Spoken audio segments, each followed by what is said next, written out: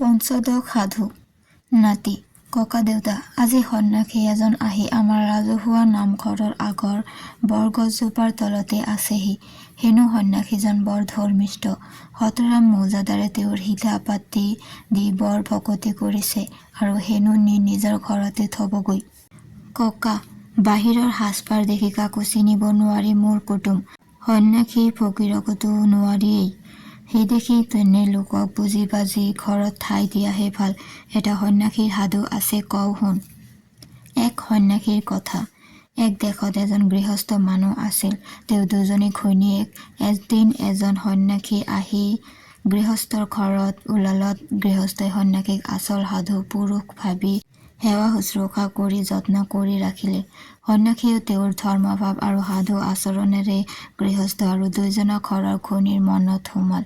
দুয়োজনা ঘৈণীয়ে সন্ন্যাসীৰ খোৱা বোৱাৰ সকলোবোৰ কাৰ্য নিত নিজা হাতে এহা-সুধিয়াকৈ কৰিবলৈ ধৰিলে। সন্ন্যাসীয়েও সেই ঘৰত ইমান আদৰ যত্ন পাই তাতে কিছুদিন থাকিবলৈ ঠিক কৰিলে। কোনো কাৰ্যৰ নিমিত্তে গৃহস্থ এমাহমানলৈ বিদেশলৈ যাবলগীয়া হলত সন্ন্যাসীকে তেওঁ সেই ঘৰৰ এক প্ৰকাৰ গৰাকী পাতি দুজনী ঘৈণীয়েকক কৈ গ'ল যেন সিহঁতে সন্ন্যাসীক কোনো বিষয়ত কষ্ট নিদিয়ে আৰু যেন সিহঁতে সন্ন্যাসীৰ বচন কেতিয়াও নেপেলায়। গৃহস্থৰ সৰুজনী ঘৈণীয়েকৰ বয়স কম আছিল আৰু দেখিবলৈকো তাই বৰ শুৱনি আছিল। সেই দেখি গুৰিৰে পৰা সন্ন্যাসীৰ চকু তাইৰ ওপৰত পৰিছিল। এতিয়া গিৰিয়েক ঘৰত নথকাত সন্ন্যাসীয়ে সুবিধা পালে। এদিন অকলশৰীয়াকৈ তাইক সন্ন্যাসীয়ে পাই তাৰ লগত লৈ গুচি যাবলৈ প্ৰস্তাৱ কৰিলে। তাই সেই কথা শুনি অবাক হৈ সন্ন্যাসীৰ আগত আঁঠু লৈ ক'লে, প্ৰভু, আপুনি আমাৰ গুৰু, এতেকে এনে কথা কিয় কয়? আপুনি ধৰ্মিষ্ঠ সাধু পুৰুষ, আপোনাৰ মুখত এনেকুৱা কথা হোৱাইনে? এই কথা শুনি সন্ন্যাসীয়ে আন এটা ধৰা পৰিবৰ ভয়ত থিতাতে সুৰ সলাই পেলাই ক'লে, মই তোমাক পৰীক্ষাহে কৰিছিলোঁ, তুমি কেতিয়াও তেনে নাভাবিবা। পিছদিনা সন্ন্যাসীয়ে আন এটা বুদ্ধি উলিয়াই আৰু সৰু গৃহস্থনীক ক'লে, গোসাঁনী পূজালৈ মোক মৰিশালিৰ মাটি অলপ লগা হৈছে। সেই মাটি ভকতীয়া তিৰোতাই মাজনিশা কানি কাপোৰ থৈ মৰিশালিলৈ গৈ আনিব লাগে। আনিলে নচলে। এতেকে এই কাম তুমি নকৰিলে আৰু আনি কৰোতা নাই। সন্ন্যাসীৰ কথা শুনি তাইৰ যদিও ভয় লাগিছিল আৰু খং উঠিছিল, তথাপি গিৰিয়েকে সন্ন্যাসীৰ হুকুম মানিবলৈ পৈকে কৈ যোৱা কথা তাই মনত পেলাই সেইদৰে মৰিশালিৰ পৰা মাটি আনিবলৈ গাত লৈ আনি দিলে।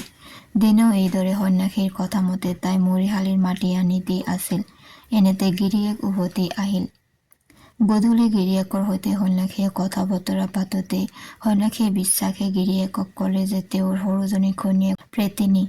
সদায় তাই ৰাতি দুপৰত মৰিশালিলৈ গৈ কাপোৰ কানি সুলুকাই থৈ নাচি বাগি তাত মাটি খান্দি থাকে। সন্ন্যাসীৰ কথা শুনি গিৰিয়েকে অতি আচৰিত মানি সুধিলে, আপুনি এই কথা সঁচাকৈয়ে কৈছেনে? সন্ন্যাসীয়ে উত্তৰ দিলে, বাৰু এতিয়া আপুনি মনে মনে থাকক, আজি ৰাতি দুপৰত মই আপোনাক দেখুৱাই দিম, আপুনি নিজ চকুৰেই দেখিব। ৰাতি দুপৰৰ আগেয়ে সন্ন্যাসী গৃহস্থক লগত লৈ মৰিশালিৰ এচুকত মনে মনে লুকাই আছিল। এনেতে সৰু ঘৈণীয়েকে আগৰ দৰে তাৰ পৰা মাটি খান্দি লৈ আহিলগৈ আৰু সেই কাম গিৰিয়েকে নিজ চকুৰে দেখিলে। গিৰিয়েকে সন্ন্যাসীক ক'লে, মইতো এই আচৰিত কাণ্ড দেখিলোঁ। সন্ন্যাসীয়ে উত্তৰ দিলে, এই কাটি মাৰি পেলোৱাতকৈ এখন নাৱত তুলি এইৰ হাত ভৰি বান্ধি দি উটাই দিয়া, তাতে তাই লেকাত ভুঞ্জি মৰক। তুমি কাটিলে ৰজাৰ ঘৰৰ পৰা জগৰ লাগিব আৰু সকলোৱে তোমাক দুখিব। সন্ন্যাসীৰ কথা শুনি গিৰিয়েকে তাকে কৰিবলৈ থিৰ কৰি বৰ ঘৈণীয়েকক সেই কথা ক'লে। সতিনীৰ সতিনী কথা, বৰ ঘৈণীয়েকে এতিয়াই এই অমংগলটোক ঘৰৰ পৰা দূৰ কৰক আৰু মুখলৈ চাব নেলাগে বুলি গিৰিয়েকক উচতাই দিলে। গিৰিয়েকে সন্ন্যাসীৰ কথামতে সৰুজনী ঘৈণীয়েকক নাও এখনত তুলি তাইৰ হাত ভৰি বান্ধি চৈৰে ঢাকি নৈত উটাই দিলে। তাই কত কান্দিলে, কত কাকুতি মিনতি কৰিলে, কিন্তু সেইবোৰলৈ সি কাণ নকৰি, তই পিশাচনী, তোৰ স্বভাৱ মই আজি নিজ চকুৰে দেখিলোঁ, তোক আৰু মই কি সুধিম, এই বুলি ক'লে। পিছদিনা সন্ন্যাসীয়ে তীৰ্থ কৰিবলৈ যাওঁ বুলি গৃহস্থৰ পৰা বিদায় লৈ গুচি গ'ল। সন্ন্যাসীয়ে বাট পোনাই গৈ নদীৰ ভাটিৰ ফালে দুদিনমানৰ বাটত তাৰ মঠত বাট চাই আছে যেন সেই নাও আহিলে সি ধৰি তাইক লৈ যাব পাৰে। ঈশ্বৰৰ ইচ্ছাত নাওখন উঠি গৈ এক ৰজাৰ ঘাটৰ ওচৰ পালেগৈ। দৈবাত সেইদিনা সেই সময়ত ৰজাই মৃগয়াৰ পৰা উভতি আহি সেই ঘাট পাইছিলহি। সেইদিনা চিকাৰত ৰজাই পহু নাপাই একটা বুঢ়া ভালুক পাই ধৰি আনিছিল। ৰজাই নাওখন উঠি অহা দেখি তাত কি আছে চাবলৈ বুলি ধৰাই আনি তাৰ চৈ গুচাই দেখিলে যে তাত টিপলিপ তিৰোতা এজনী আছে। তিৰোতাজনীৰ বান্ধ চাট মেলি দি তাইক সুধিলত তাই সকলো বিক্ৰান্ত ভাঙি ৰজাক ক'লে। তেতিয়া ৰজাই সন্যাসীৰ ফাঁকি বুজিব পাৰি তাইক নাৱৰ পৰা তুলি আনি নাৱত সেই ভালুকটো সুমুৱাই দি আগৰ দৰে চৈৰে ঢাকি নাওখন উটাই দিলে আৰু তাইক নিজৰ ঘৰলৈ লৈ গৈ বিয়া কৰাই মৰমৰ কুঁৱৰী কৰি ৰাখিলে।